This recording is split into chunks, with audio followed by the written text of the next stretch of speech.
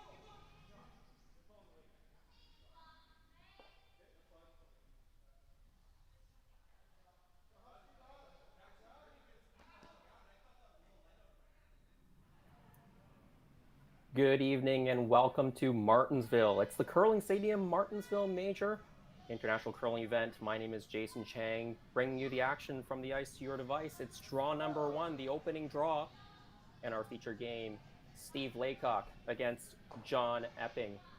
We joined the match in progress. We're in the second end. Team Epping started with the hammer, had a chance to draw the button for a single point, but just missed. Steve Laycock and his team, they score 1. Team Epping playing the Bluestones, they have last rock here in the second.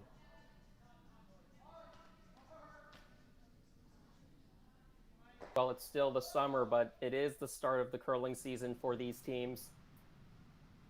Early start, of course, in September. A few events have already taken place. Last week, Curling Stadium was in Leduc, Alberta. This week, here in Martensville, Saskatchewan.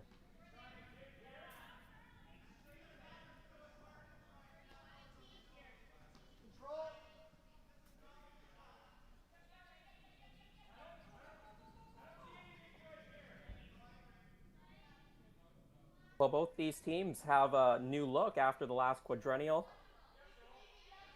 Set things up for you. John Epping, he's the skip. Matt Kem, the third. Pat Jansen throwing second stones, and Scott Chadwick throwing the lead stones. Team Epping playing out of Toronto, Ontario, the Least Side Curling Club.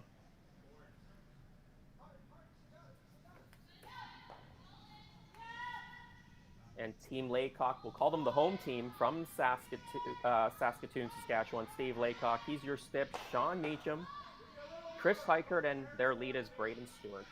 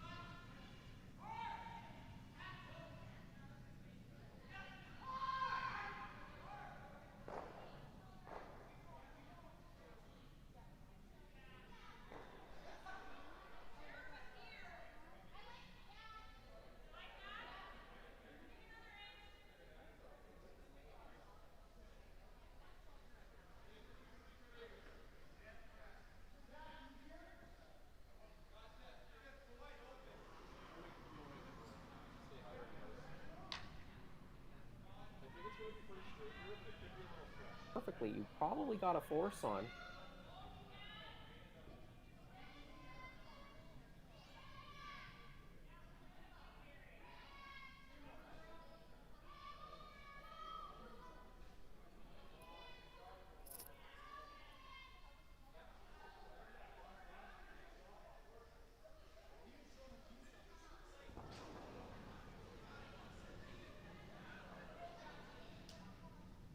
Steve Laycock here, third end without last stone. Looking for the hidden roll. Pretty close to a perfect roll. Not quite. Really good attempt there. If he had rolled behind that corner guard, John Epping was probably forced to drop the 4-foot for his single, but instead, Team Epping has a chance to blank in this third end.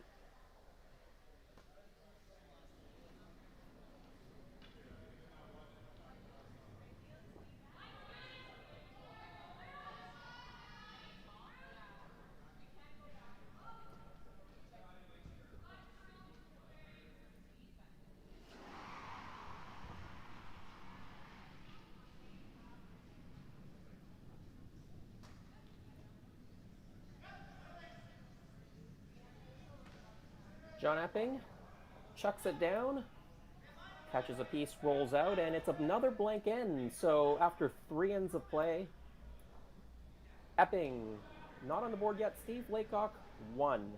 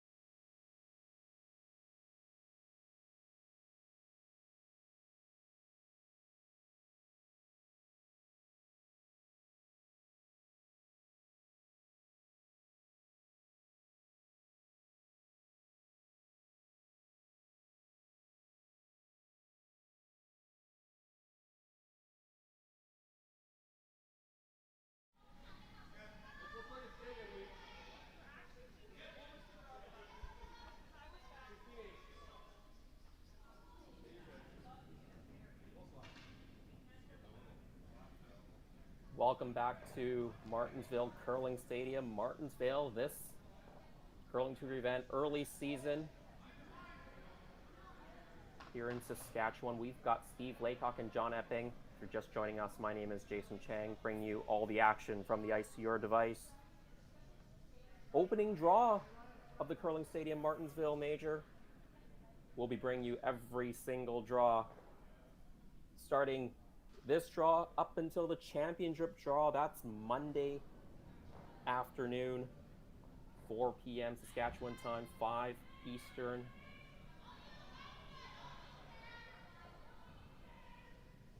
Steve Laycock 1, John Epping 0.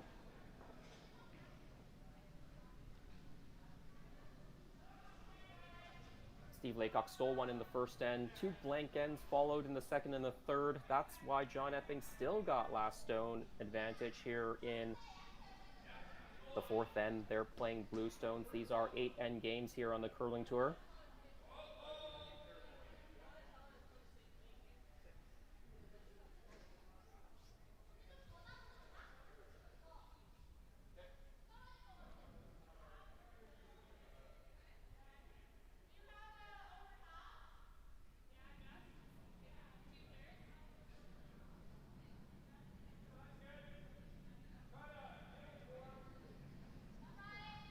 I think Team Laycock was hoping that rock would stop as a guard.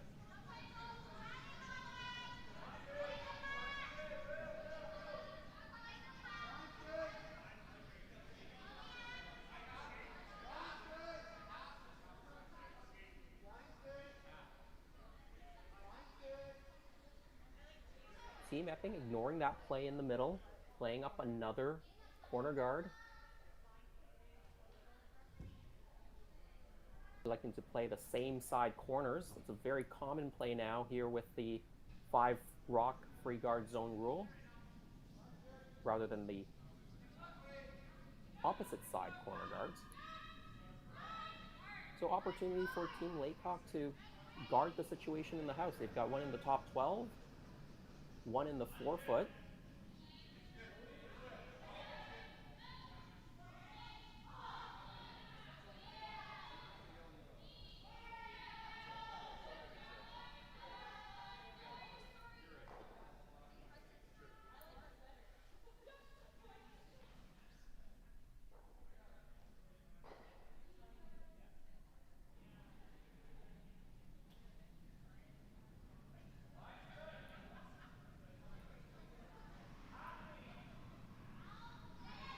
Pat Jansen being asked to move some of the stones around. See if they can get the stone off the 4-foot. Runs it back, gets 2 to go. They would have liked to roll the shooter away rather than leaving it as a center guard. That center guard does help Team Laycock. They can just go around everything again. Of course, this is a new quadrennial, different lineups. Pretty much all the teams.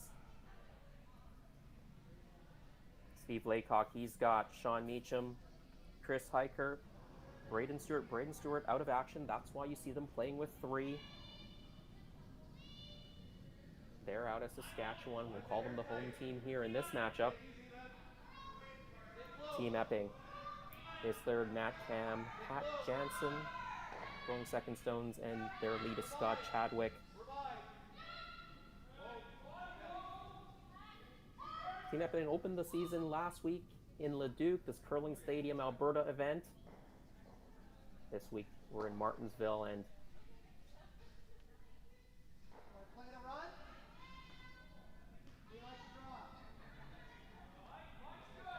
Curling Stadium developing this great technology that allows us to broadcast every single sheet to YouTube, and of course also to send these feeds out to other sources, including CBC Gem. They're taking one game every single draw. Curl Sask also taking a game onto their feed as well.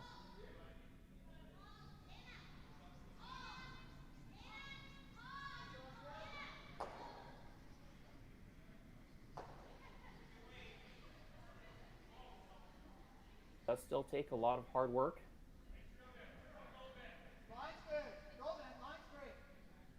There's a big team behind the scenes. Jerry Gertz, James Gordon, Rory McCusker, making it all happen, helping us bring you the action from the ice to your device. Curling Stadium is where the battle rages on. We saw a deep draw by Team Laycock. That allowed Team Epping to go into the top of the button area.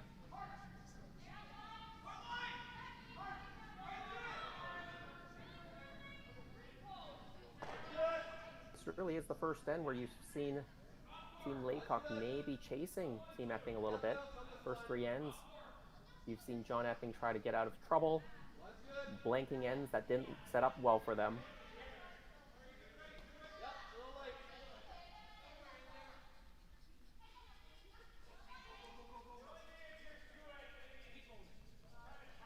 Tons of curl in the ice.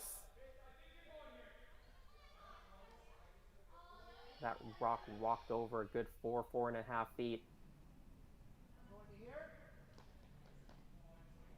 Taking up a lot of real estate, even though it's not shot stone. Team Laycock doesn't have hammer. They don't really need to be shot stone. Your job as the non-hammer team is to minimize the scoring that the hammer team has, and that's what we call forcing the opponent to take 1 point when they have the last stone.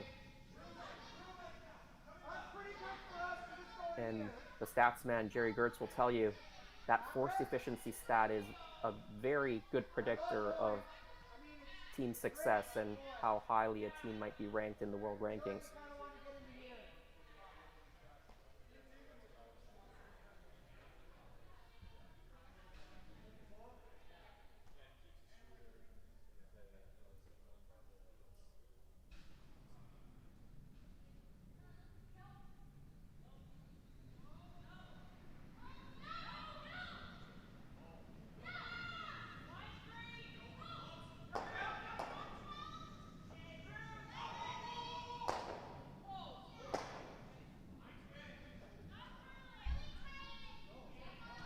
Team Epping thought this over a little bit, where to place this stone.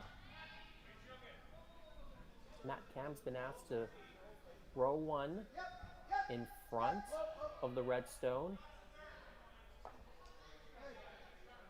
Jiggles it a little bit.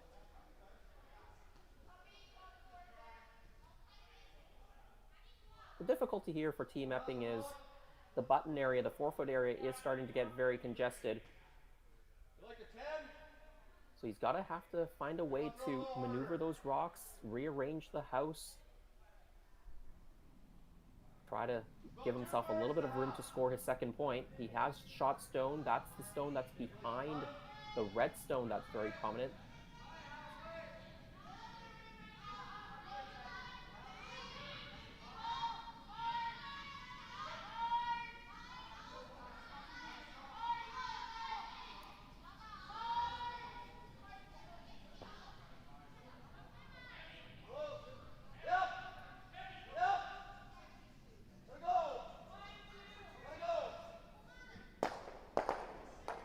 Playing the run back, the corner run in, sticks those red stones. Red stones now. Team Laycock sitting shot stone, I think second shot as well, behind that center guard, and Team Epping will have to make a play on this. I think a straight run back can definitely make the run double.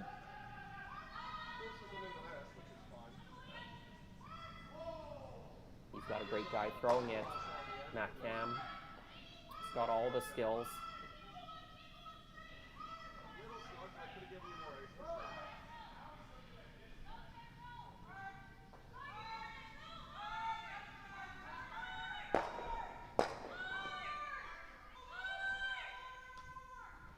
Just a bit on the high side, runs it into his own. Steve Laycock still sitting two, in a really good spot right now as they head into skip stones. Seems like Team Epping has just not quite had the line right in this game. Just a little bit on the high side, a little bit on the low side.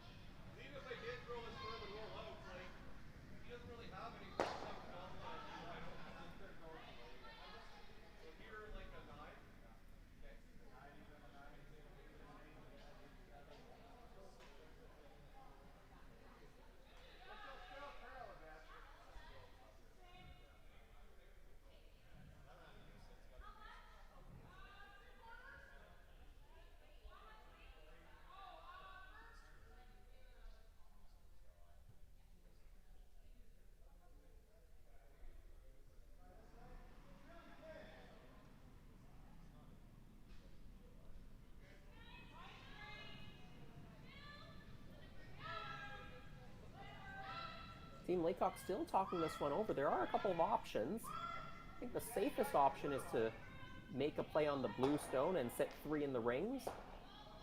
The downside of that option is you're grouping all the red stones. John Epping will probably blast and could get out of this end with another blank. The more aggressive call is to play up a guard. That's probably your best chance to steal. But it could give Team Epping an opportunity to score two if you don't put up a good guard.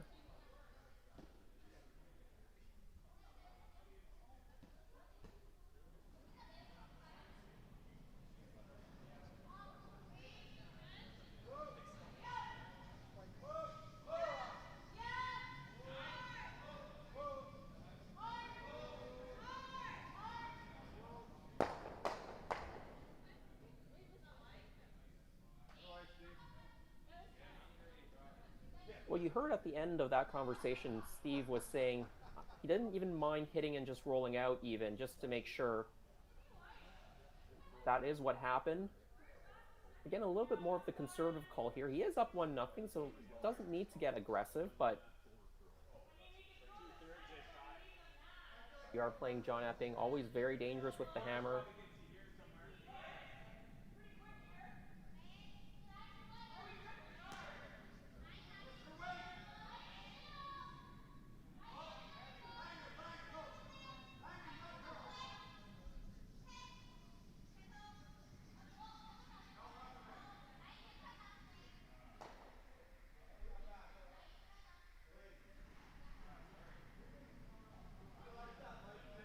Now, because you did roll away, you've left those 2 red stones out in front, and John can make a hit, maybe even roll a hair behind the corner, but he gets to the outside of it, doesn't even make the double. Again, Team Epping just struggling a little bit with the line today. Not sure if they're just not getting the broom in the right spot or just some early season rust.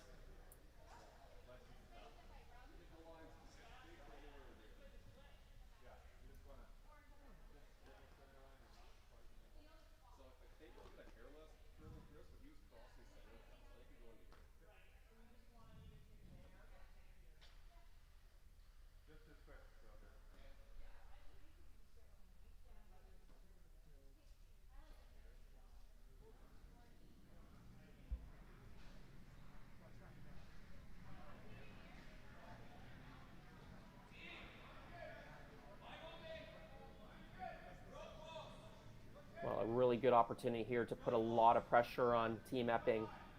You throw up a good guard, it'll be very tough for Team Epping to score. And you've also got your second red stone biting on the side of the 12-foot. And so if you put up a good guard, maybe even bite the 12, John Epping can't even make a double and score. So really important shot for Steve Laycock, his last stone of the 4th end.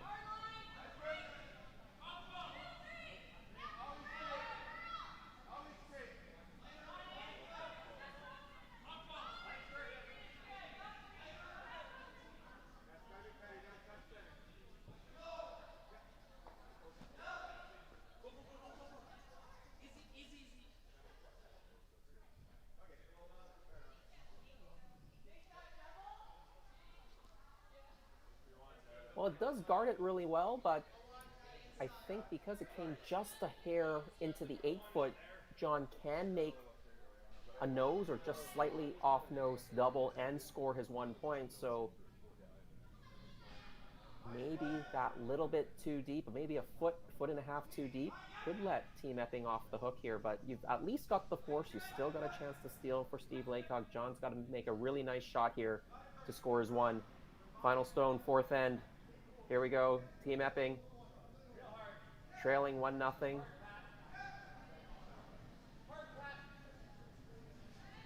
This rock over curling. You can see Pat Jansen, who was trying to hold the line. In fact, it's going to roll right out, and Team Epping, they're going to give up a steal of 2 here in the 4th end, and Steve Laycock up 3-0 halfway through this match.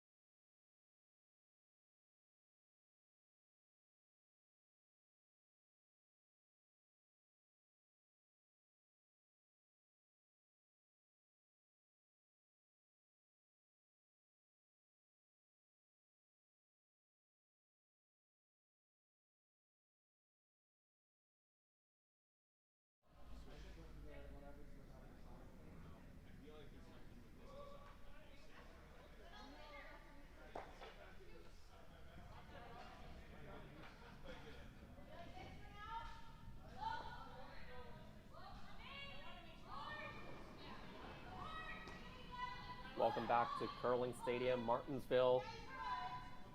We just saw the 4th end, Steve Laycock stealing 2, so they are now up 3-0.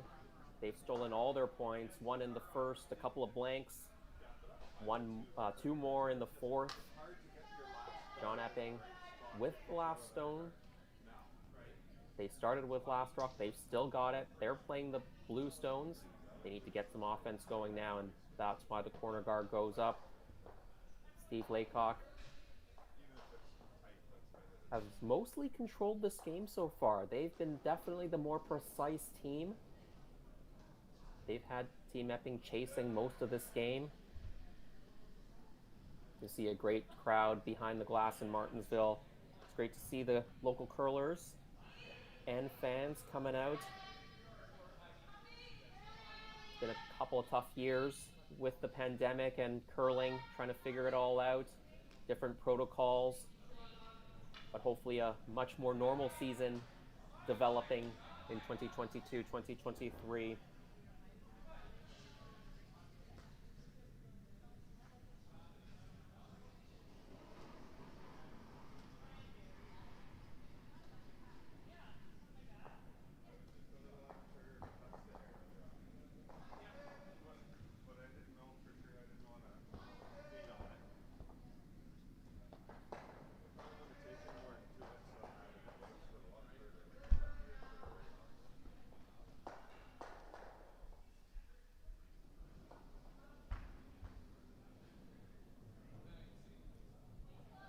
The last end, Team Epping decided to play the double corner guards on the same side. They've changed tacks in the fifth end. Scott Chadwick being asked to come around and freeze on top of the redstone. Nicely done.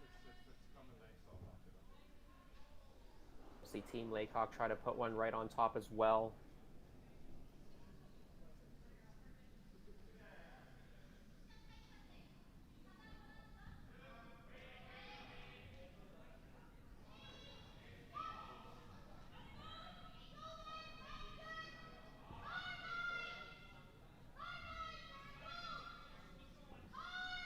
Mentioned earlier there were 10 teams in the men's field. Just give you the quick rundown. Michael Brunner from Switzerland, John Epping, of course, from Toronto Leaside Curling Club here in Toronto, Ontario. Colton Flash out of Saskatchewan, Cody Hartung also from Saskatchewan. Kyler Kleibrink, they're out of Calgary, Alberta.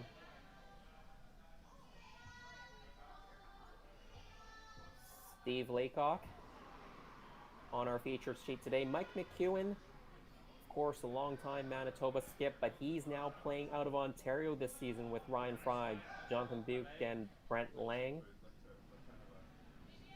Dallin Myers out of Saskatchewan. The team skipped Yannick Schwaller, but the fourth stone thrower Benoit Schwartz out of Switzerland, and Riku Yanagasawa. You may not recognize his name, but you'll probably recognize his third out of Japan, Tsuyoshi Yamaguchi. Yama, very active on Twitter. He covers a lot of the Japanese games with his chicken microphone.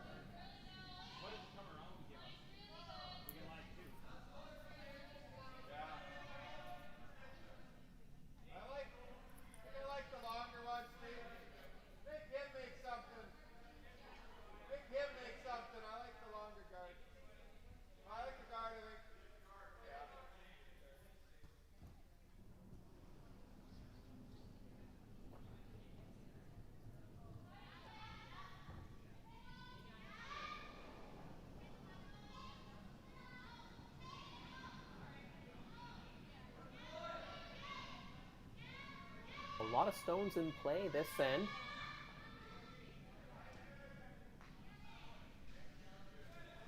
Steve Laycock sitting, shot stone, the red stone that's near the top of the button.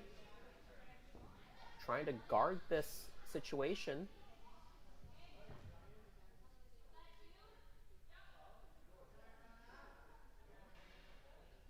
Really well played. I think Team Epping now needs to move some granites.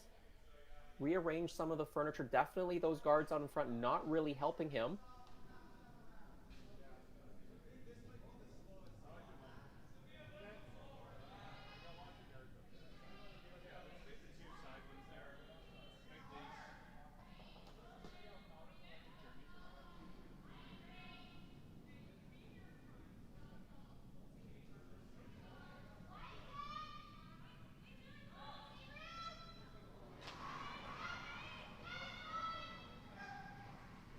Pat Jansen being asked to run this red one. I think they want to run the red one into the third shot stone that's red, make the double, and then keep the guards out in front.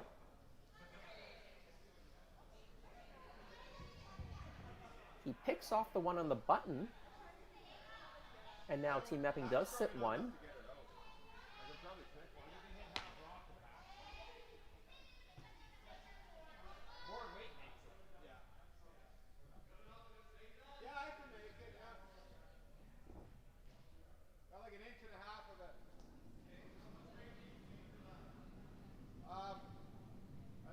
I do think Team Epping was trying to pick off the third shot stone rather than the shot stone, because I don't think they wanted to leave the center guard up. Probably wanted to roll it as a corner guard, and you would have done that if you picked off the third shot stone. But they do have shot stone now, so Steve Laycock will have to do something about the situation.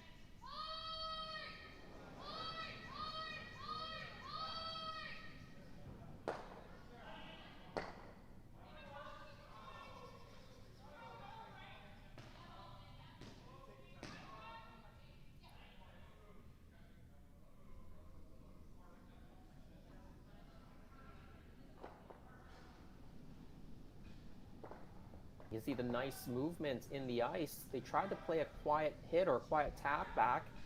Didn't quite get enough of it. They've actually pushed the Epping stone behind the guards. It's actually now more covered.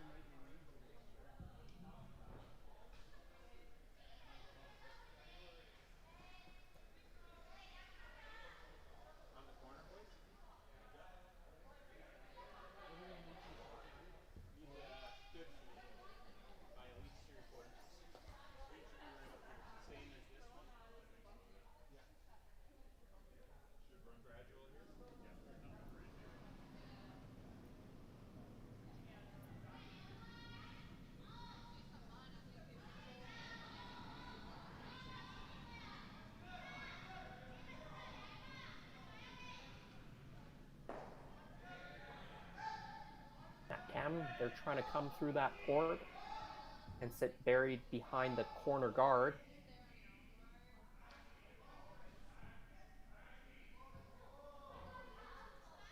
They're waiting for it to curl through that port. Really well played.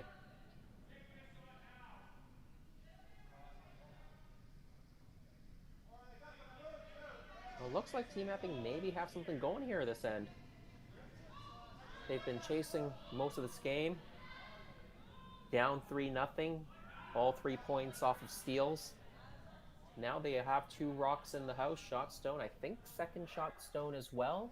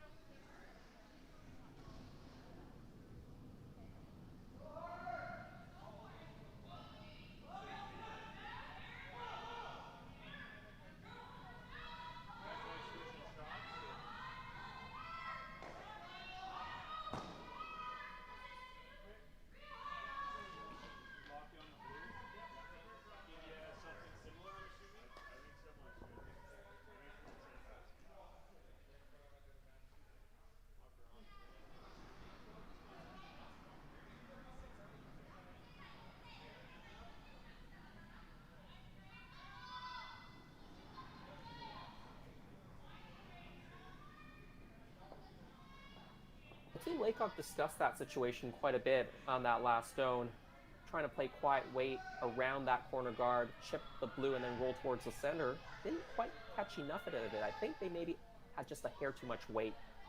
Didn't get enough finish. Rolled it too far, and now Team Epping playing the out-turn draw, trying to go around everything. Back of the 4 to be shot stone. The Laycock stone, second shot, it's only top 8, so if you go back 4, you will be 1 and 2. Comes up a little bit short, corner free, frozen onto the top red stone. Still a difficult situation for Team Laycock. John Epping's got a good end set up here. Lots of room to score a second point right now. The 4-foot is all you need to hit. It's not easy hitting the 4-foot again. There is a bit of congestion.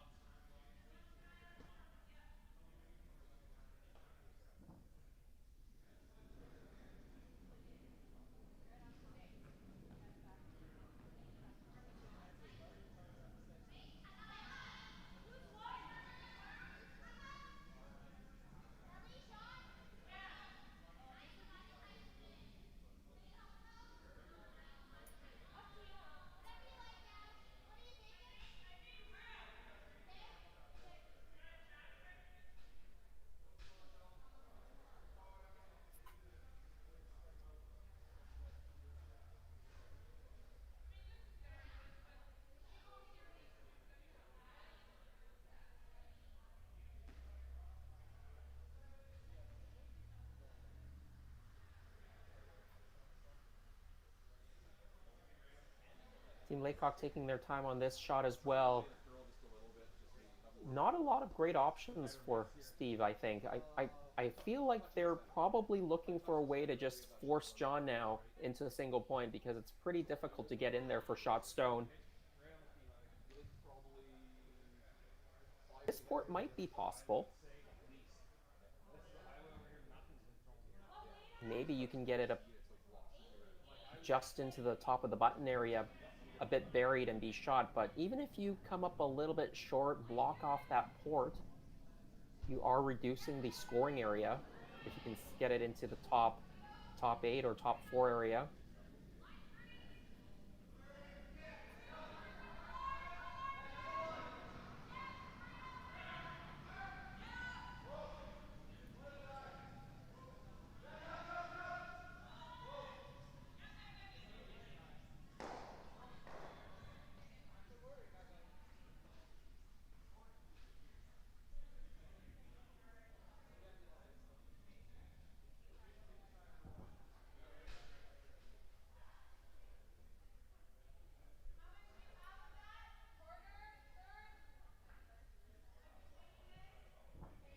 Well, Steve's rock lands as a center guard. It doesn't really do a whole lot.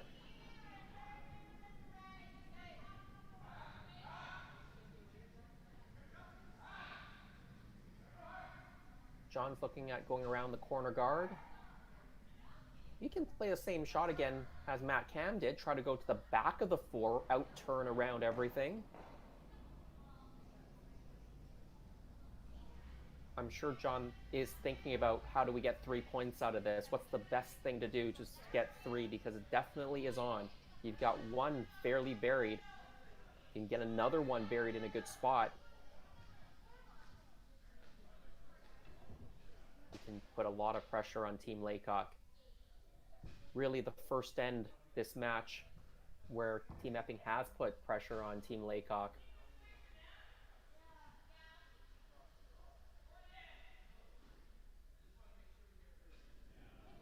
Well, Team Epping, they're going to have a conference call now.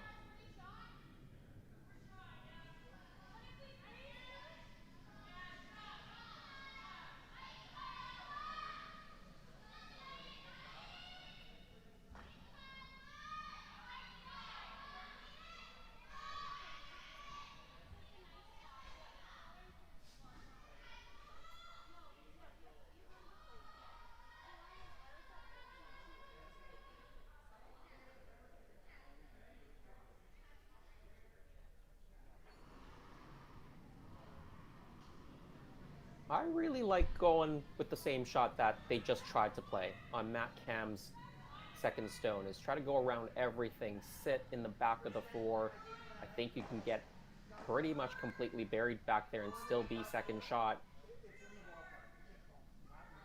Well, they've clicked the end button on their conference call, and John has made up his mind. I think he is going to go to the back of the 4. I think they were indicating that even if you ended up short, it protects that situation even more. It's not terrible. But this is the key shot. If you're going to try to score 3, you make this one and you've got a good chance.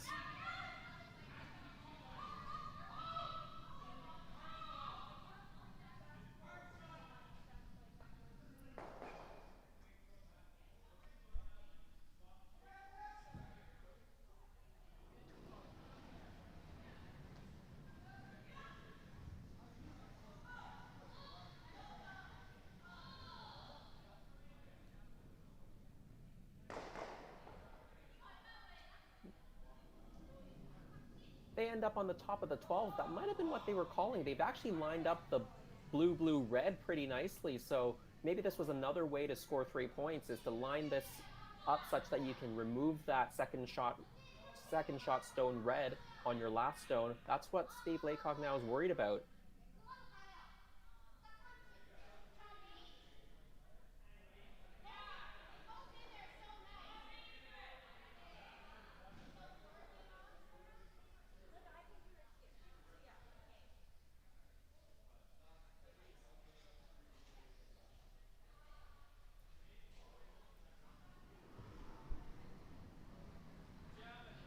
Give you a quick update on some of the other games.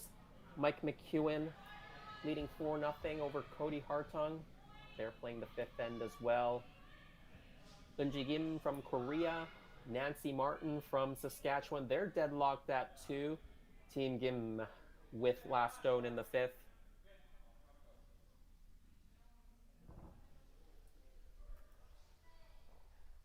And also a tight game next door. Clancy Grandy out of BC. Ashley Howard out of Regina, Saskatchewan. 3-3. Team Howard with last stone in the 5th end.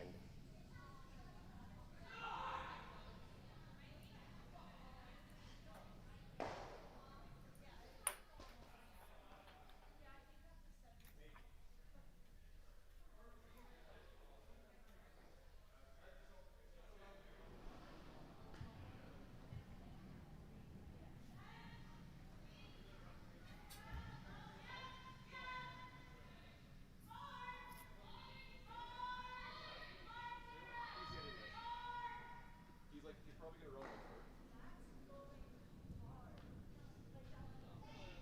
I mean, if you get him off, he's going to go. If whatever leaves 3 for round.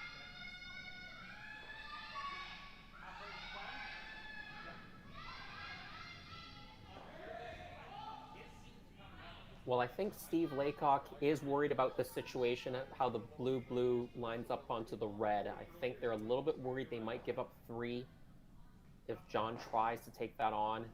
The 2 is not that tough if you leave it there, so I think they're just trying to protect giving up 3 here.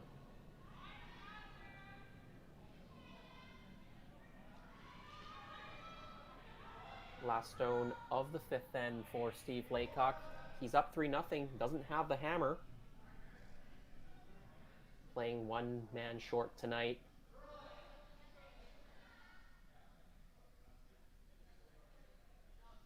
Playing in a brand new spot on the ice, way out into the wings.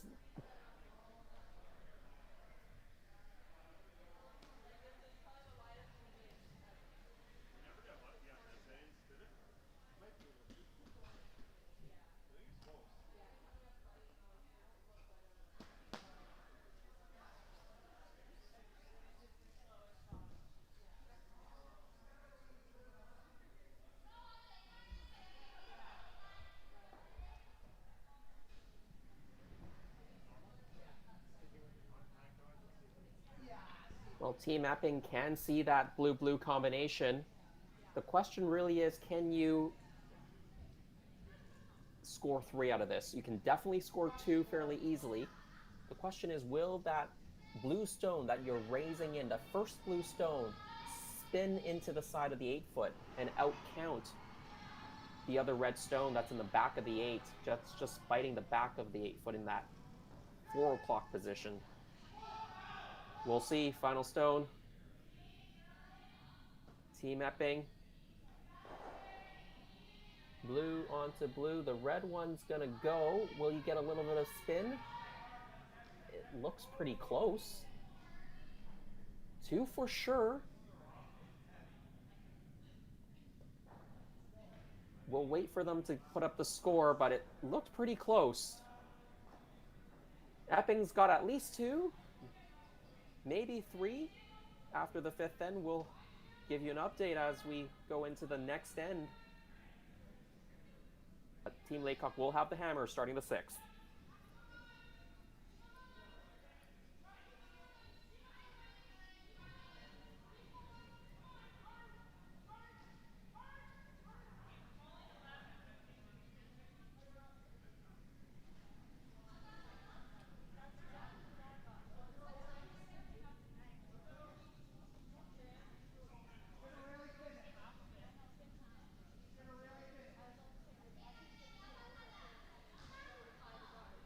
I don't think that Epping stone that raised in did spin enough to score 3, so I think it is 3-2, Steve Laycock leading.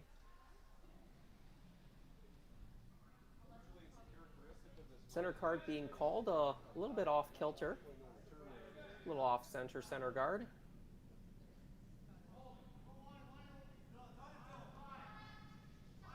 If you're just joining us, we are in Martensville, Saskatchewan. It's the Curling Stadium, Martensville.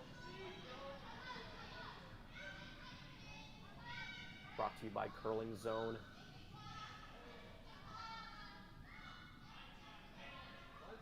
We are streaming all 4 games on YouTube. You can find the links if you go to Curling Zone, and of course, we're also on CBC Sports online. Curl Sask also carrying a game as well, but our feature game is Team Epping against Team Laycock. If you're just joining us, my name is Jason Chang. Bring you all the action from the ice to your device. Expect a lot more offense as this game heads to the final few ends. 6th end now. Team Epping without last rock. They finally gave away last stone advantage.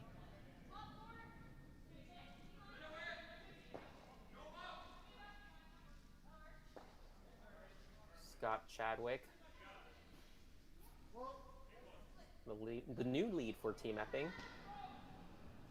You would remember Scott Chadwick playing with Team Scott McDonald a couple years ago at the Briar, winning Ontario. In fact, that team skipped by Scott McDonald beat John Epping in the final en route to their very first Briar.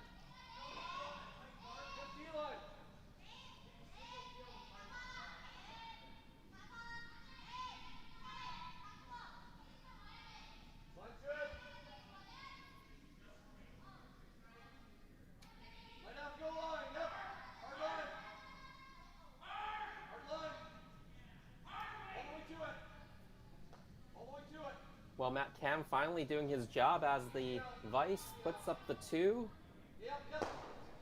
And that makes it official. 3-2 is the score. Team Laycock leading Team Epping. 6th end. Team Laycock now has last stone. They're throwing the reds.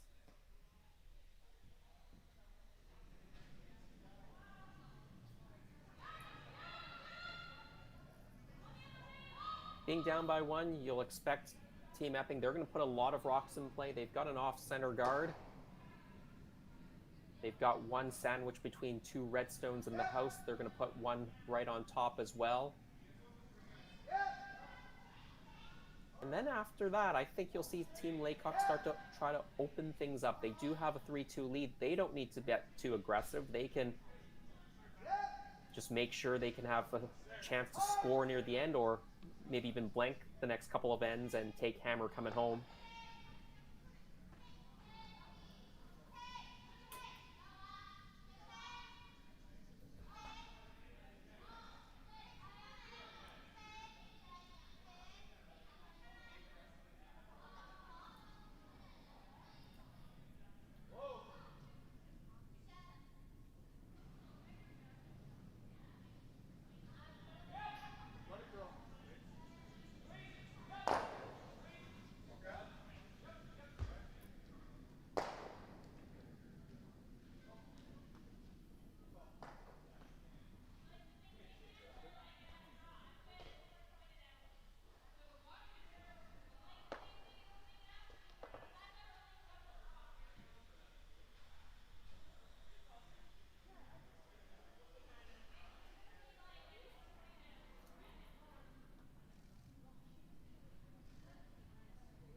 Pat Jansen, the second for Team Epping.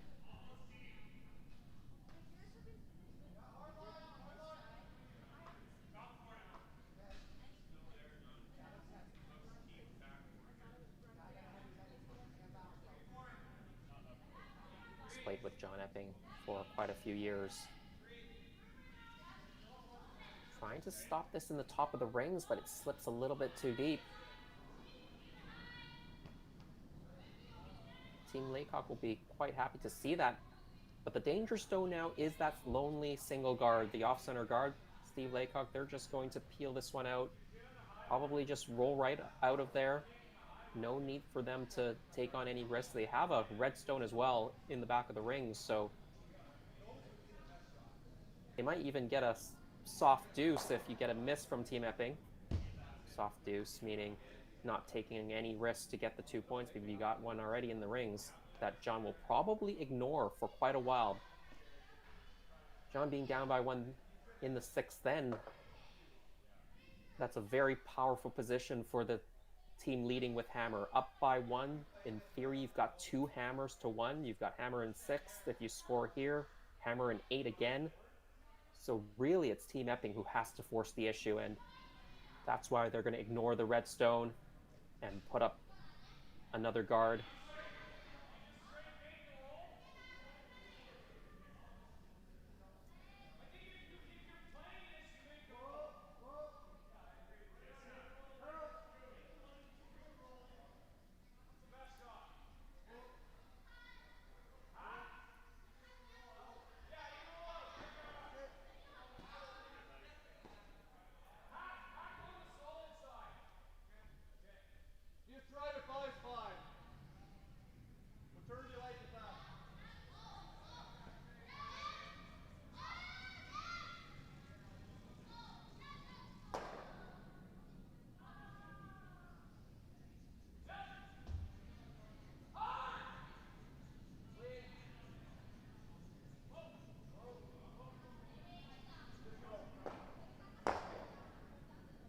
Another peel attempted. I think Steve was saying if you happen to hit it a little bit full and catch that rock in the house, catch the blue rocks in the house, you might get a couple of them out of there, but the main job here is to just peel those guards.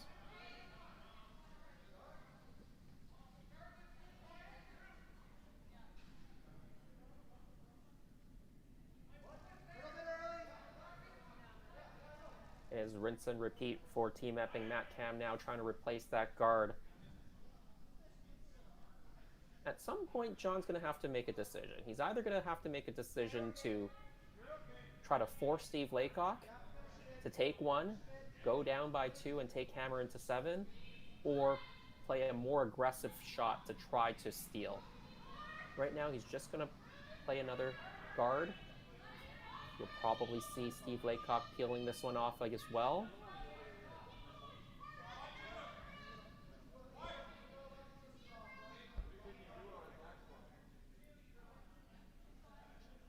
Steve's having a look at going into the house now. I think he's sensing that if he just peels, he will get forced. So if you're going to get forced, why not try to go into the house? Maybe you'll get 2 out of it. The danger, of course, is you don't position it well, and you could risk giving up a steal. So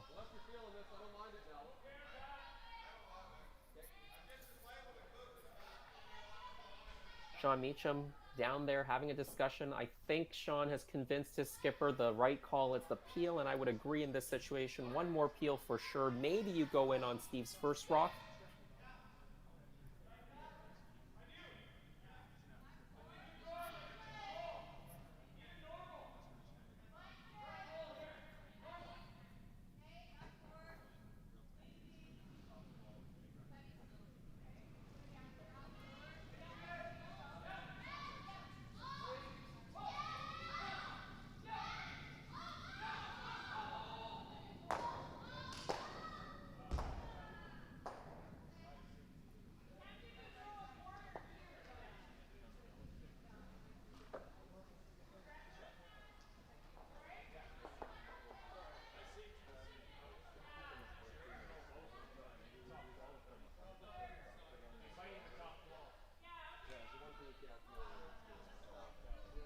The peel's made. I think it's another guard for John Epping, and then Steve will have another think about going in or whether another peel is the right call. Steve Laycock back out of Saskatchewan. He's played a couple of seasons in BC with Jim Cotter. Of course, he is a long-time skip from Saskatchewan, played with Kirk Myers, Matt Dunstone, and Dallin Myers for a few seasons as well.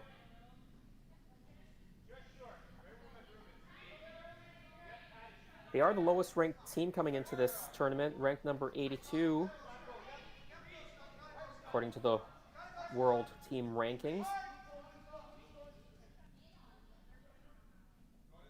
Steve probably bringing in the lion's share of the points on this team, but for those of you who follow Saskatchewan curling or are from Saskatchewan, you'll know that Sean Meacham, Chris Heiker, Braden Stewart, they've been around for a while. They're a really good team out of Saskatchewan.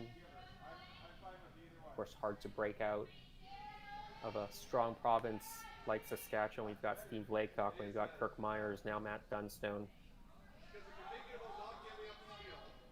Colton Flash as well. I make this double, he makes it perfect. All of a sudden, I have a really top half waiter or draw on the bottom. Versus if I make this straight, we're never getting it. Right. And I have better shot.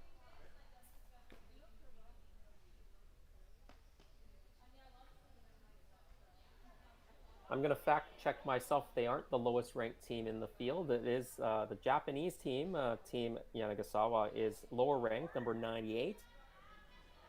But again, with the mix-ups after the quadrennial, after the Olympic Games, all the teams changing their lineups,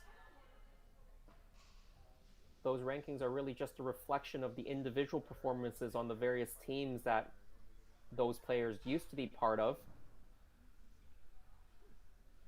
And really, this is the early season, the first chance to see if these new lineups are gelling. And of course, earning points as a unit.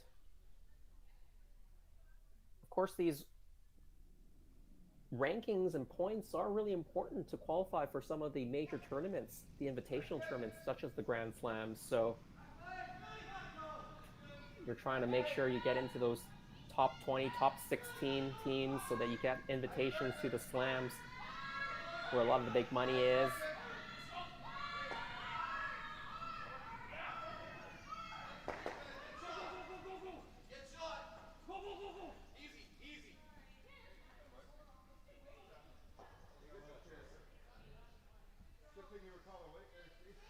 Well, as we thought, Team Laycock decides to now go in. They thought if you peel one more time, John could put a lot of pressure on you. Now they do sit shot stone. They've essentially taken the back two blue stones out of play.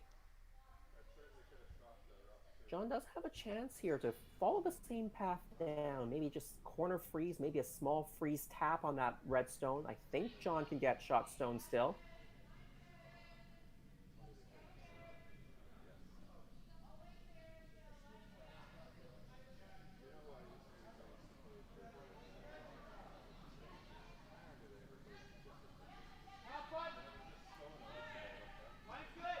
All right, John Epping, his last of the sixth end.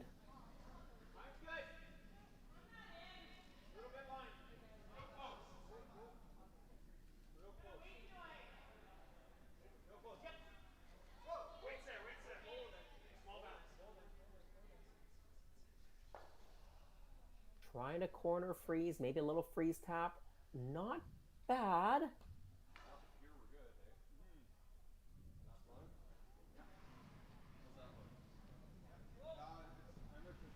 I think John is shot stone. Question is, can you play quiet wait and tap it back to score one, maybe score two? I think that's the call.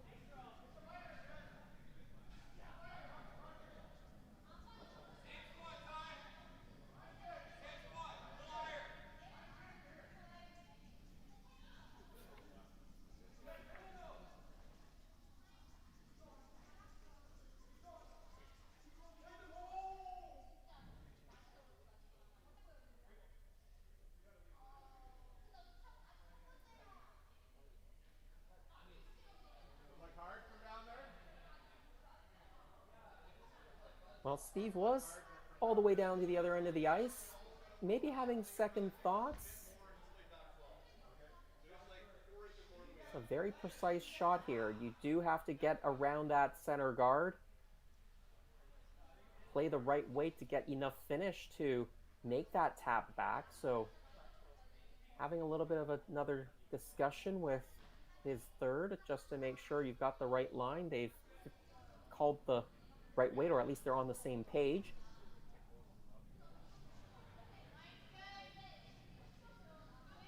Really important shot. You get two here and you're a heavy favorite to win the game. Even getting one, you're in a pretty good position. So final stone 6 then, Steve Laycock. He is facing one, up by one. Looking for a quiet tap. Opportunity for two if he can tap this Epping stone into the back of the 4-foot.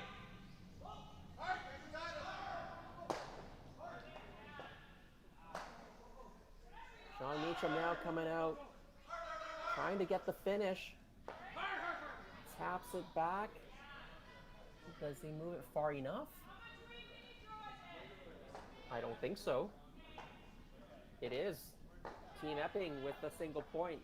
Just didn't have enough weight on that one, so Team Epping ties it up after 6. It's 3-3 as we go to the 7th end.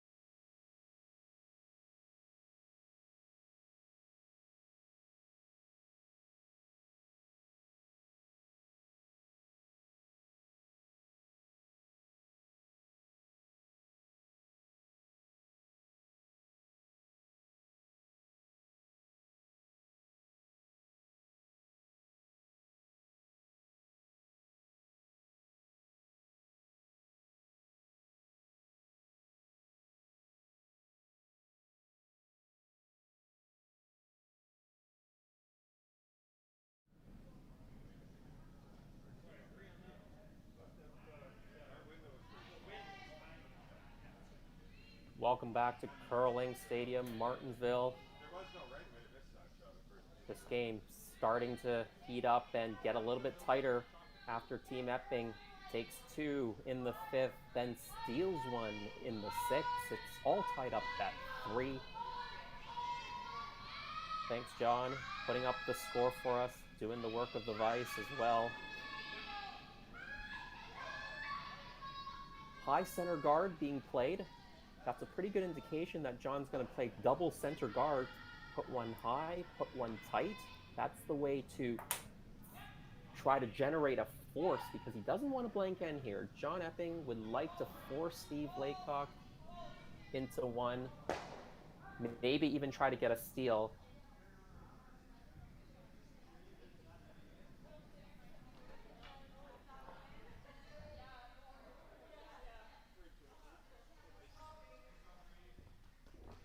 Really nice draw there by Chris Heikert, right behind the center.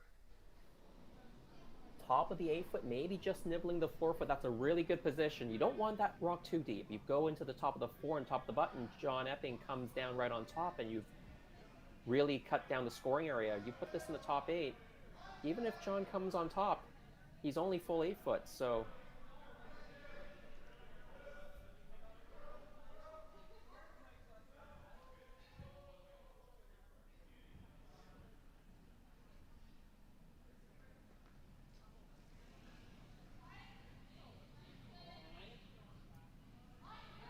there it is. The double center guards go up.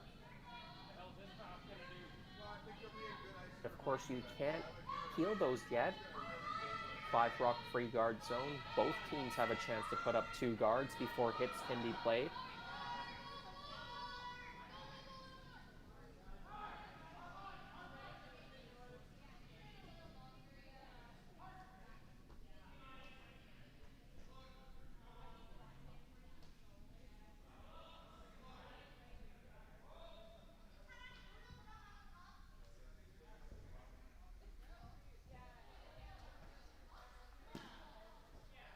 Steve Laycock didn't want to give up a steal of one in the last end.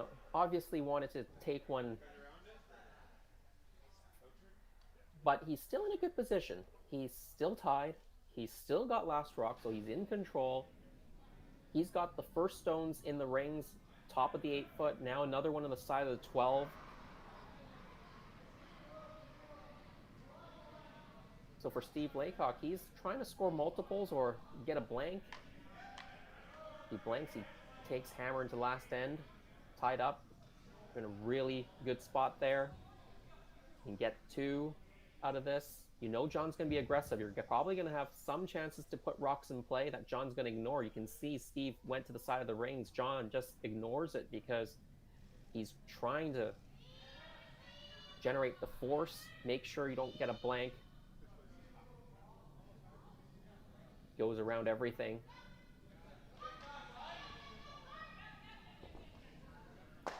And now Steve can peel.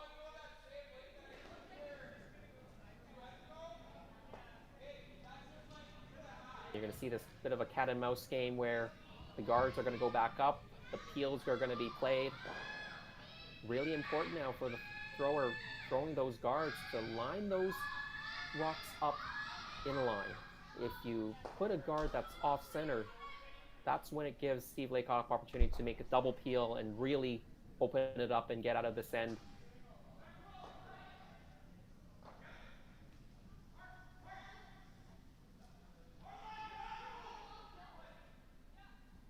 Team Epping's got a nice situation here. Those 3 rocks right now, pretty close to a straight line. He's going to put another guard up, halfway to high.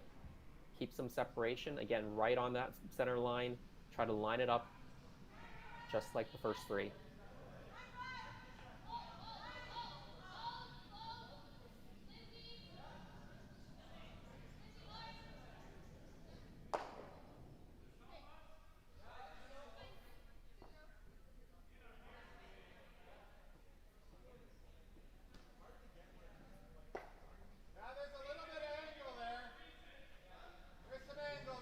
Well, that rock over curled just a hair, maybe 4 inches over curled, and now Team Laycock, they're gonna have a chance to make a run at this double peel. You might even get all 4 rocks moving if you hit it right.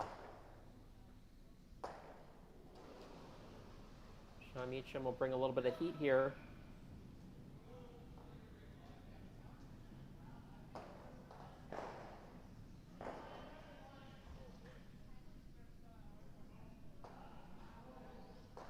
Well, that didn't work out too well. He runs it into his own stone in the side of the 12. And the blue guard rolls right into the middle, right in line. And now Epping sitting shot in second. Back of the 4 on the button.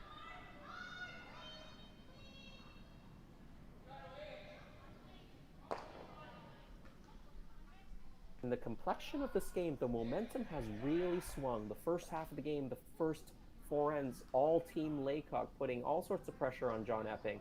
The last couple of ends, John Epping has turned up the dial just a little bit. And now it's Steve Laycock's team under a little bit of pressure.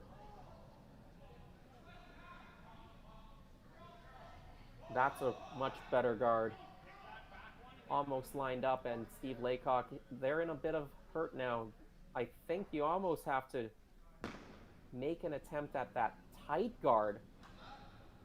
Try to move that rock out of the way, because right now those 2 Epping stones, back 4, and the button, they're very well protected. You could try the straight back run, but that is a little dangerous. You might not get much action if you hit it just off.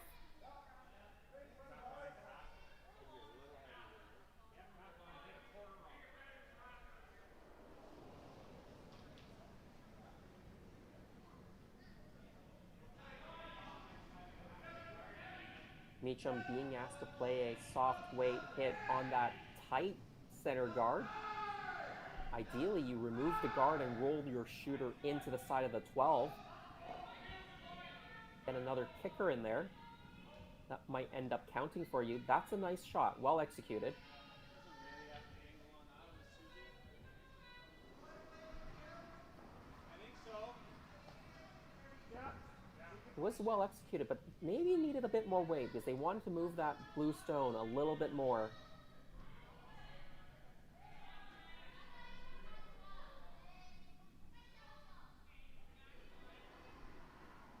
Matt Cam being asked to replace the guard, I think.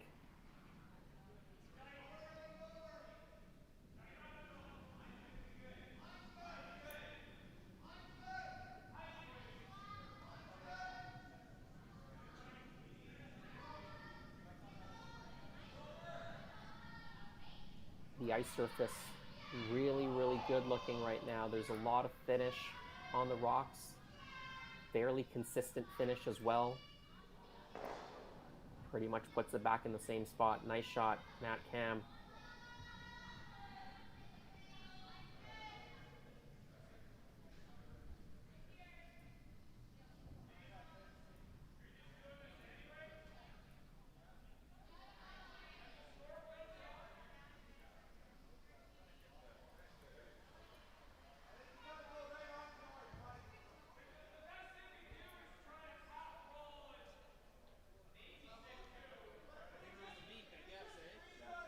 Well, Team Laycock running the front now. They like to get some action in the rocks behind, try to move a few rocks here, open it up, because the scoring area really doesn't exist for Steve Laycock right now. He can't actually get to the pin.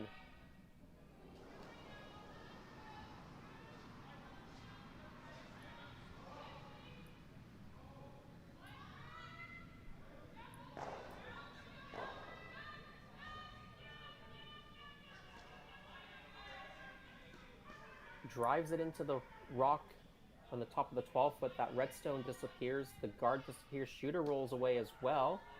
It's actually not a bad result to get rid of that redstone. There is a draw path to the button. I'm not sure you can catch enough of the pin to score, but you can certainly get to second stone if Steve Laycock really needs to salvage a situation here.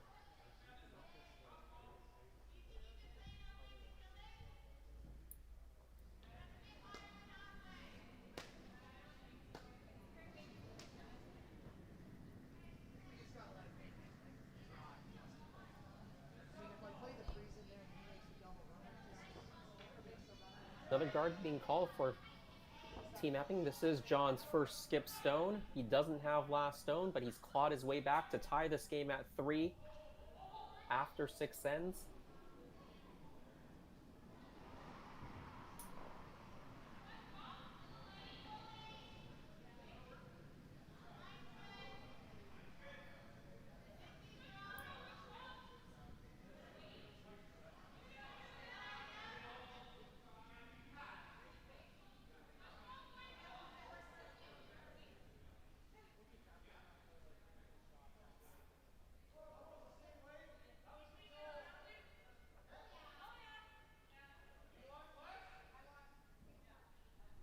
Well played by John Epping. Just a quick look across the other sheets.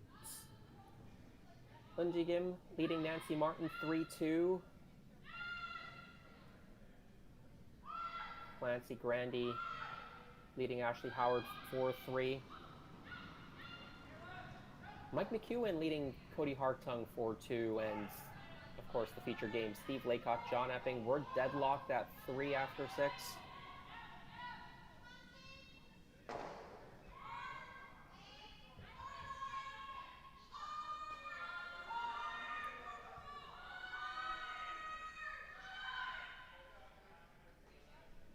Really, one errant peel has made this situation really difficult for Team Laycock. With those 2 Epping stones in the back of the 4, on the button. That stone that's in the button area, that was a guard that got run into the side of a redstone in the house, and it spilled onto the button.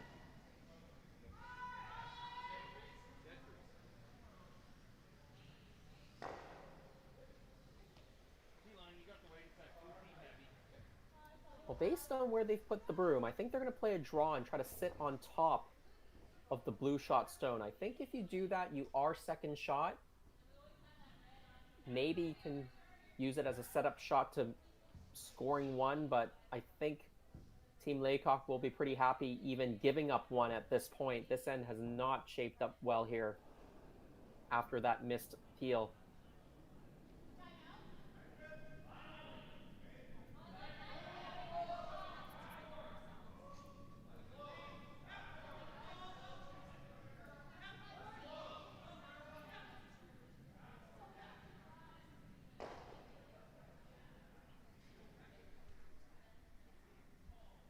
Sweepers haven't really touched the stone. That means it might be just a little bit wide or a little heavy. It does stop on top of the blue stone.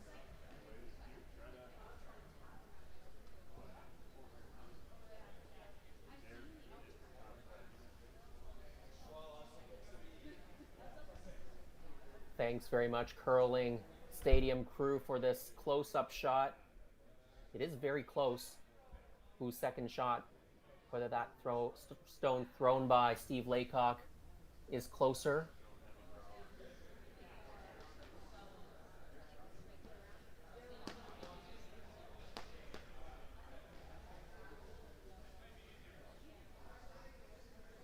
I think for Team Epping, they can see almost all of that red stone.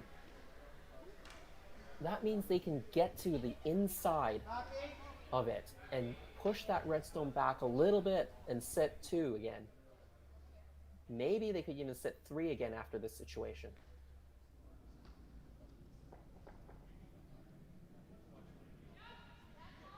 Even if they don't move anything and sit right on top, they'll have a really good chance to steal this end and take the lead for the first time.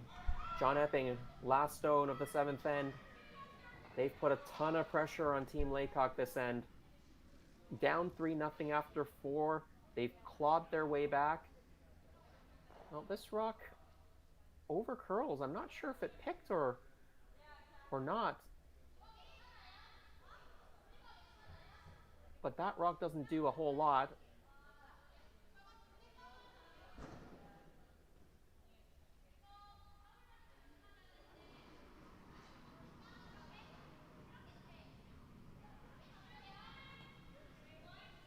Well, Team Laycock is having a look. See if you can get those blue rocks out. And maybe score 1, maybe even score 2. There is a blue catcher. That right side, fighting the 8-foot. If you hit the red on the right-hand side, that broom side, the shooter's going to catch on the blue on the other side. So the question is, will those blue stones on the button in the back 4, will they spill out and leave you sitting 1, sitting 2, maybe even sitting 3?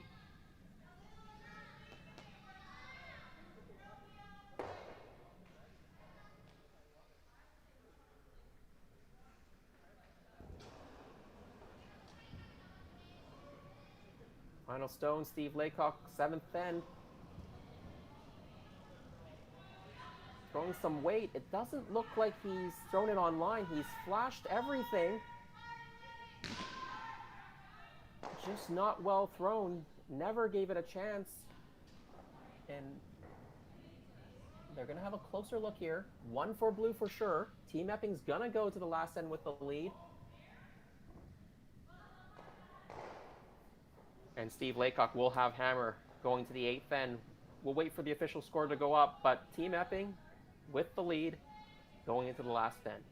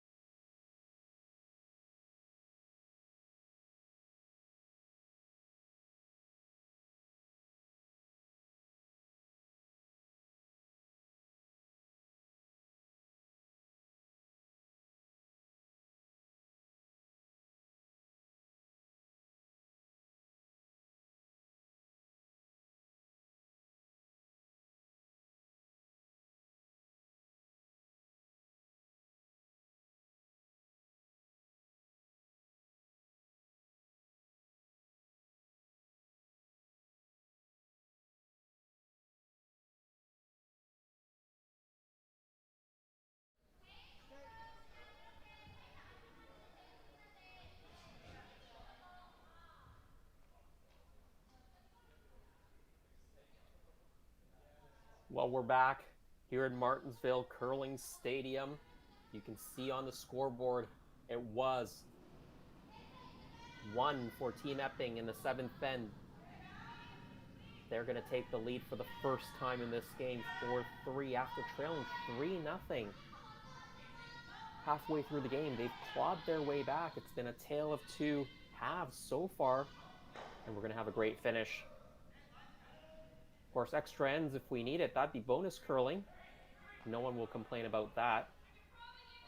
Maybe except for the crew who will have to work overtime. Make sure we have the donuts and coffee for them.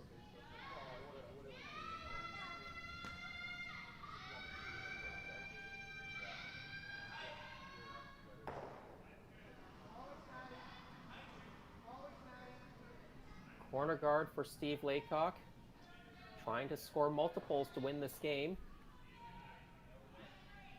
John Epping threw the first one into the rings. I think they're going to throw the second one into the top of the rings as well. Probably wanted those closer to the center line.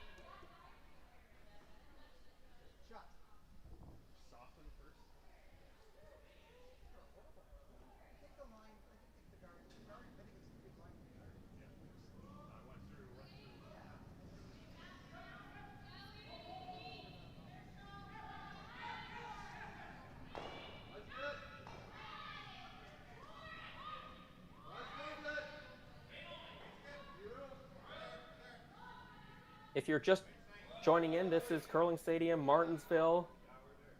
We're watching the feature draw, the men's draw, but there's the women's draw as well. They're playing alongside on the other sheets.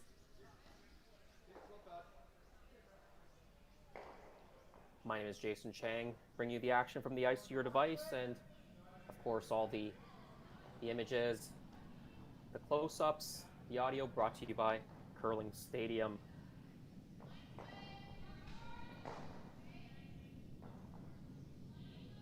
4-3 Team Epping leads in the 8th end now. This is the last end unless we need to go extras. Team Laycock, they're angling to score 2 here to win the game outright in 8. The Hammer team in extra ends has a huge advantage. They win at this level of curling 90-95% of the time.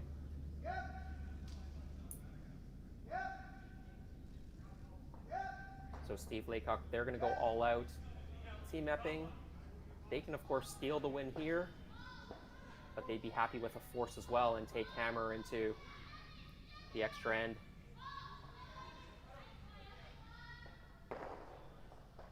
Get it right there. This becomes a really good angle. If you rub off, this is okay too.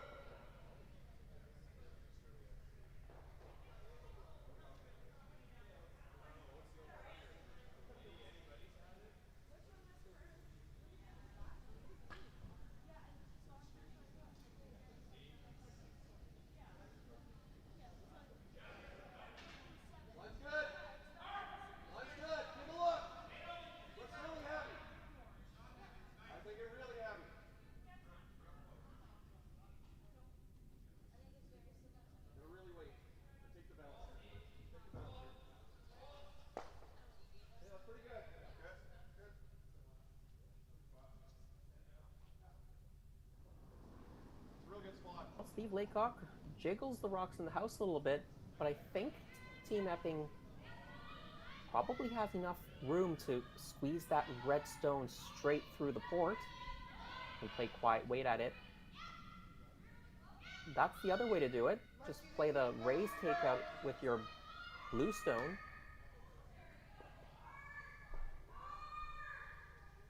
That's option 1, the tap back.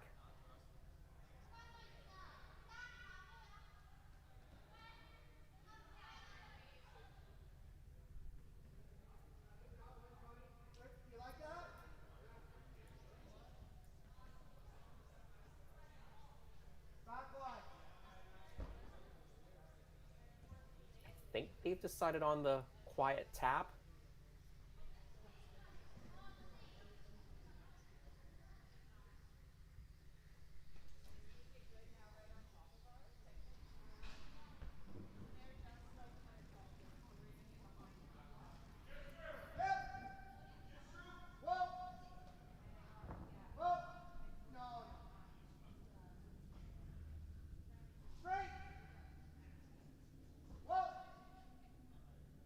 Laycock's coming down. Both sweepers working it. That means the line's pretty good. They're controlling the curl. Carved side, straight side. Nice weight. Taps it through the port right out. That's even better. Blue sitting first and second shot stone on the 4-foot. The red is the third shot on the back of the 8. But a double might be available for Team Laycock. The blue on the left onto the blue shot stone. That's in the 4-foot on the right-hand side. Hit it really full. You're actually bouncing off of it a little bit. So I take like control or 9, whichever. Which one? Yeah, I like 9.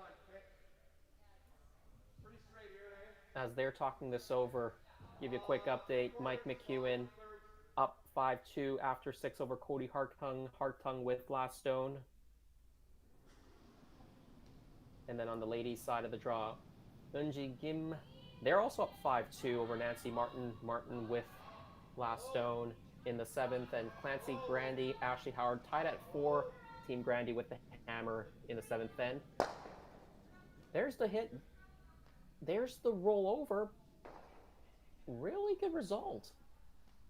Rolls it into a corner guard or a corner frozen situation. You like control? I think Team Epping can make a raised takeout using their own blue stone that's in the top of the 8-foot. Blue onto red. Squeeze that red stone out. Have to be careful though. Team Laycock does have 2 red stones in the rings right now.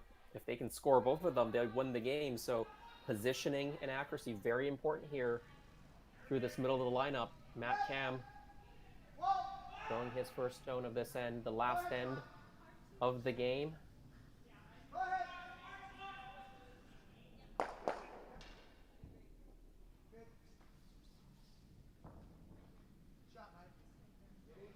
Blue onto red. Everything sticks around. Probably just bump it back a little. Want to look at it or no? Okay.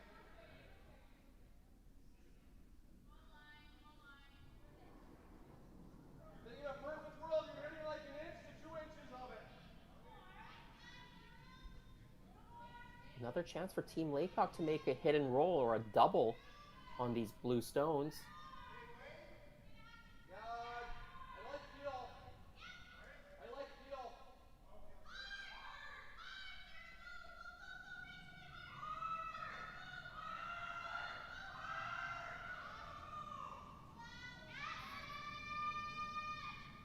Oh, yeah. Yeah. Yeah. Hard.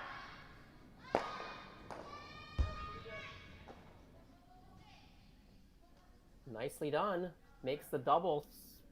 Stays right on top of the blue shot stone, and all of a sudden Team Laycock might be setting up for their 2, but it is still Team Epping with shot stone. So now Team Epping changing gears. They're going to start protecting that shot stone now. That's the one that could win them the game right here with a steal.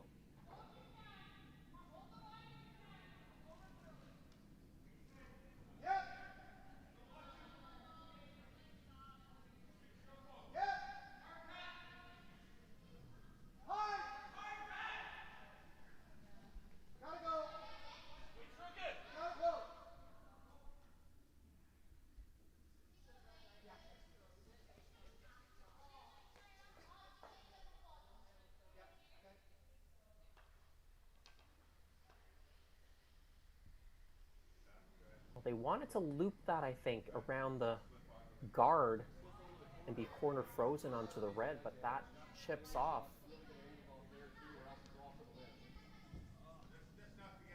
Yeah, you're basically playing that same shot I did, right?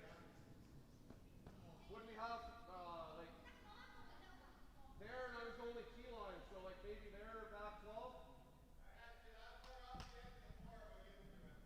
Okay, it's a little different spot I think we're playing in, isn't it? Or no, same?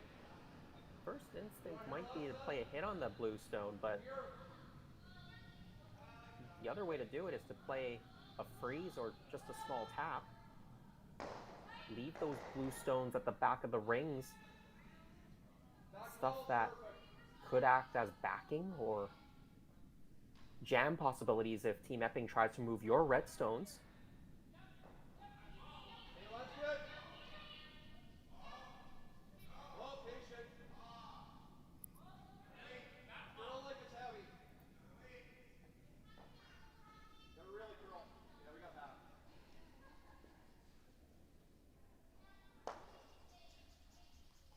Okay, good stretch. Yeah.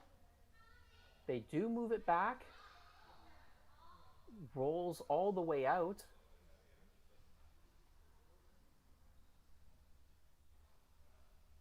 They want to hit that much more on the nose, maybe even get it on the inside, I think, to sit in front of the red stone.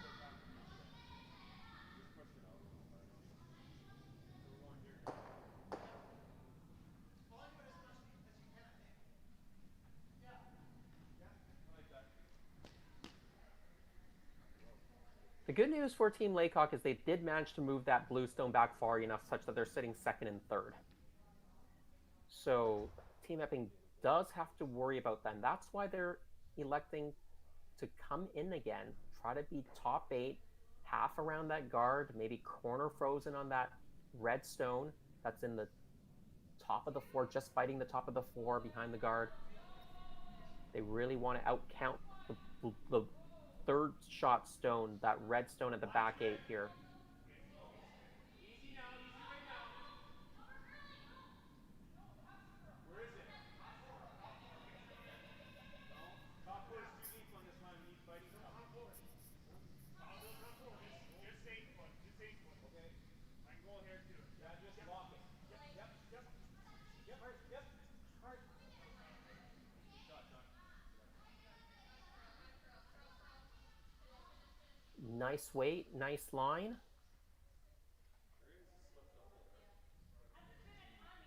Just make it quiet, like even where it's like a hit roll to here or skinny or as you get it. That's pretty much where John Epping wanted it. This one?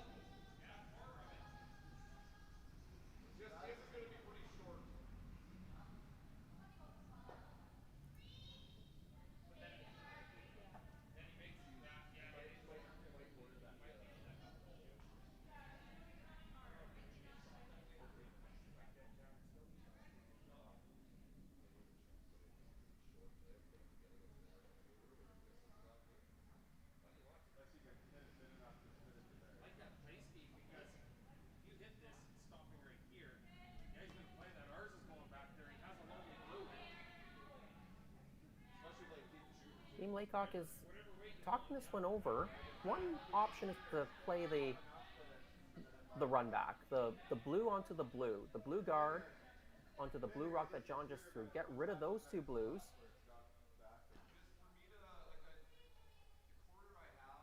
Your shooter will probably stay as a guard, but that gives you something to run in on your last stone. If you leave it like that, you can go red, red, blue onto the last stone and win the game. I'm not sure if you can play quite enough to make a direct play onto the red and do red-blue right now. You do see a piece, but can you be quite enough to make the red-blue right now in 6-shot stone? That's another option.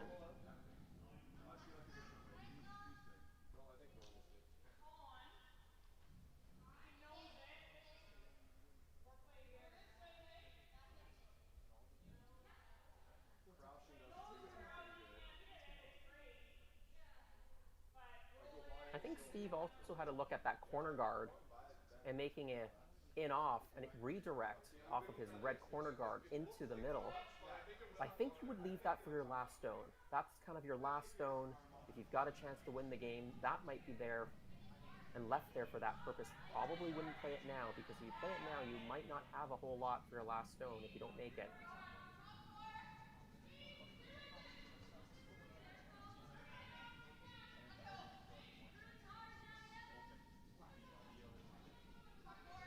I think they've decided to go make a play on their own red stones, hit what they can see, move that blue stone back or even out of play, you want to roll the shooter away as well. You don't want to leave the shooter with a half roll to the 8-foot because that'll give John Epping an in-off double. So you do want to roll the shooter away, I think.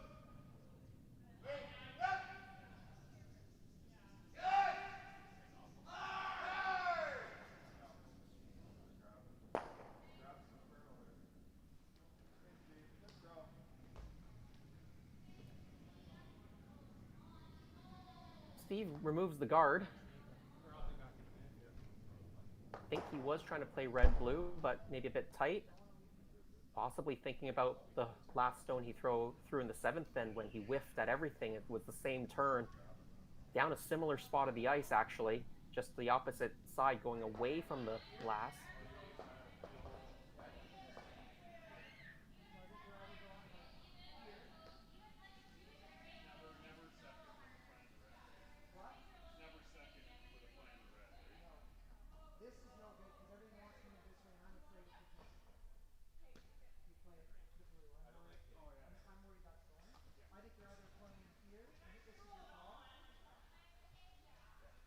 Well, you can put up the guard again.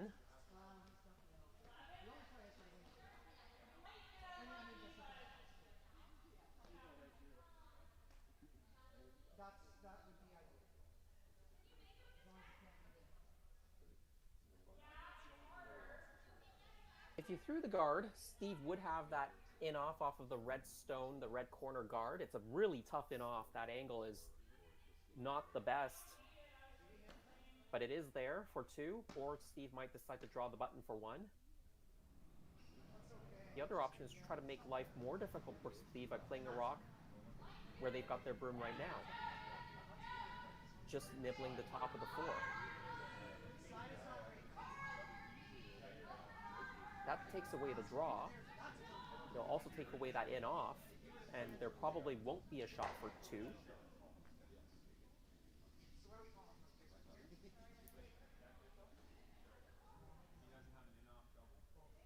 I think most recreational curlers, they'd be playing up the guard here, but they know that at this level of play, that in-off is very makeable. It's tough, but it's makeable. And so they're looking at options. They're looking at a way to make sure they don't give Laycock a chance for 2.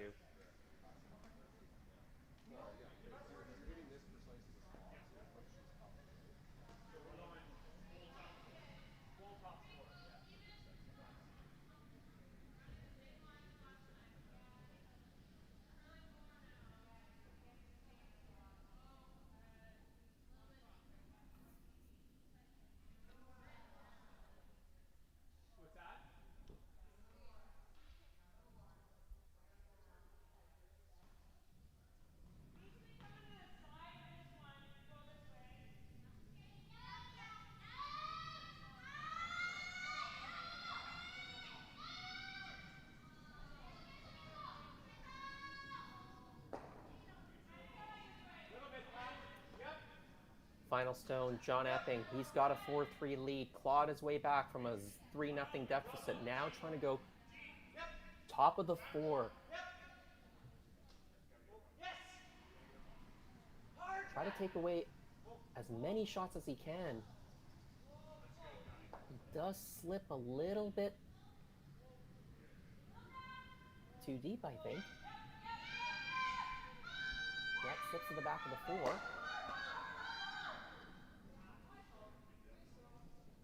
They're having a closer look here to see who's second shot, because if Laycock is second shot, they might decide to take on a shot for 2. But if John is sitting first and second, you'll probably see Steve Laycock drawing for 1. I think the red from this angle might be closer, but you still have to be confident with the shot for 2. There's no easy shot for 2 right now.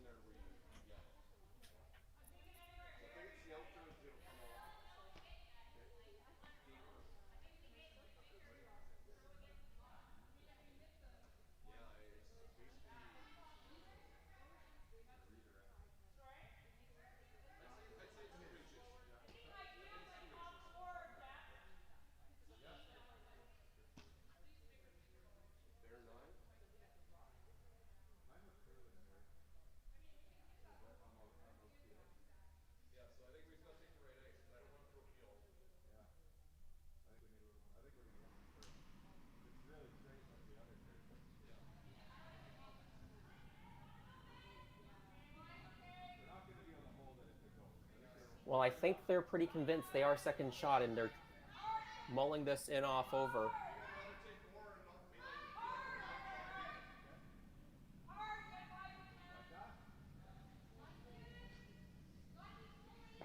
It's a tough shot for two, but they know that if they only take one, Team Epping at this level of curling probably wins 90% of the time, tied with Hammer in the extra end. That's why you take on a lot of difficult shots in the eighth end to try to win it outright.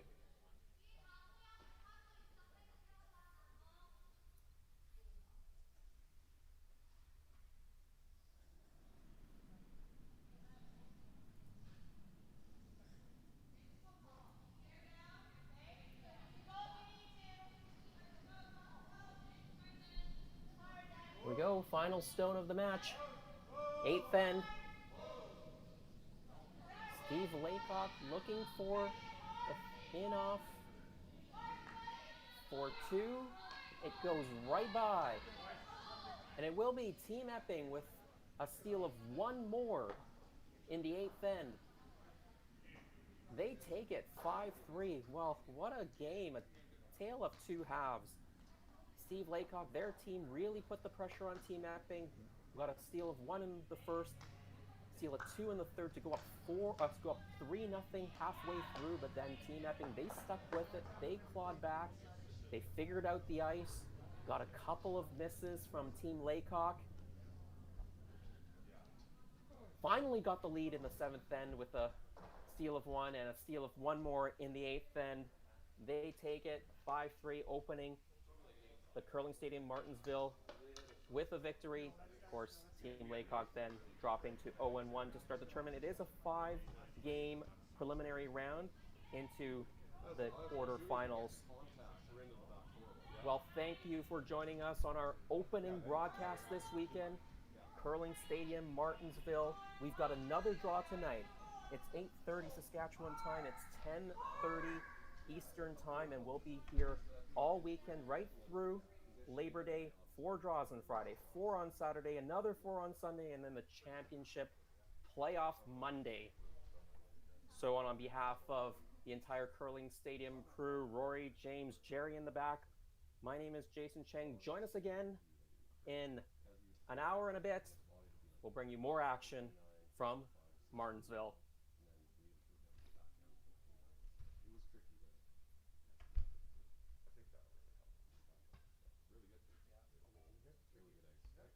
Well, just that one side. I don't think it was that tricky.